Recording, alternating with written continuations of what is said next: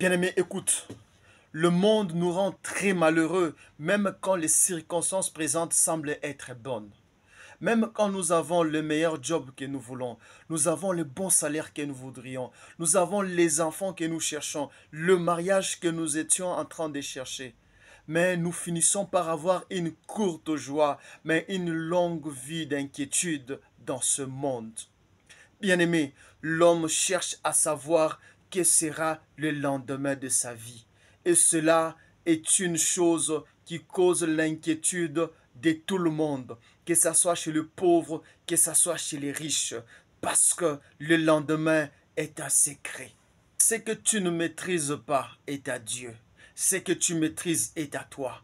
À cause du lendemain, l'homme ne sait plus jouir du présent parce que l'homme pense plus au lendemain qu'au présent, alors que le lendemain ne lui appartient pas. Le présent, c'est ce que Dieu lui a donné présentement.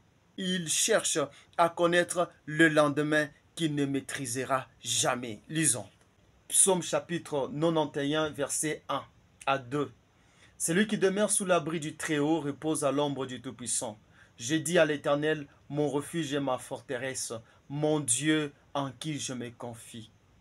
Bien-aimé, David lui dit ceci, je me confie en l'Éternel en ce qui concerne mon lendemain. Et c'est en l'Éternel dans lequel je me repose de toutes les inquiétudes de demain. Bien-aimé, qu'est-ce que l'Éternel a dit à David et que David est convaincu à pouvoir mettre sa confiance en l'Éternel? Bien-aimé, la Bible dit ceci, au commencement Dieu créa les cieux et la terre. Bien-aimé, quand Dieu a créé la terre, les cieux et la terre sont le lendemain de l'homme. Dieu était dans le lendemain de l'homme avant que l'homme ne soit dans son lendemain. Bien-aimé, Dieu est celui qui est le premier à entrer dans ton lendemain, à travailler et à se reposer. C'est pourquoi Dieu t'appelle à demeurer dans son ombre et à se reposer. Dieu est celui qui est entré le premier dans ton lendemain, qui est entré le premier dans la seconde après de ta vie. Mais celui qui ne se confie pas à l'Éternel, il ne peut pas jouir du repos que jouissent ceux-là qui croient en Jésus. Ceux qui croient en Dieu se réjouissent du bonheur présent parce que la seconde après a été assurée par Dieu. Bien-aimé, avant que toi tu ne sois au monde, Dieu a été le premier à être dans ce monde. Il est celui qui a créé les cieux et la terre. Donc il est celui qui vient toujours avant toi. Il est celui qui est déjà dans le jour qui vient. Donc quand tu t'es confié à lui, il a déjà fait le travail, il s'est déjà reposé pour le jour qui vient. Il s'est déjà reposé pour la seconde qui vient.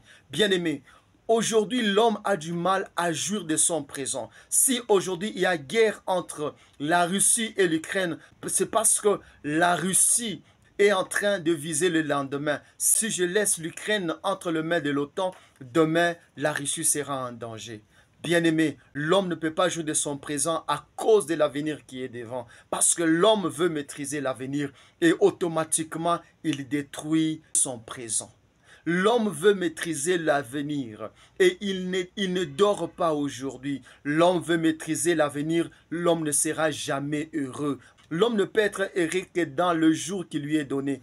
Or, si l'homme considère le jour qui ne lui est pas encore donné, il détruit la jouissance de ce jour qui lui est donné. Bien-aimé, l'homme ne peut pas jouir s'il pense à demain. L'homme ne peut jouir de son présent s'il pense que demain est assuré par Dieu. Aujourd'hui et demain sont dans les contrastes. Quand tu penses au demain, aujourd'hui devient malheureux. Bien-aimé, quand toi tu reposes sous l'ombre de l'Éternel, il assure ton lendemain.